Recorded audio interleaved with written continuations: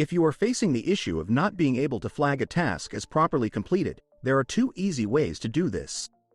The first way is to open the task in question, look at additional PDFs or videos, and then use the purple button to report the irregularity.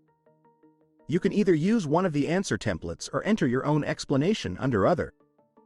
Depending on your tablet's settings, you may also be able to use the voice assistant in order to write them down.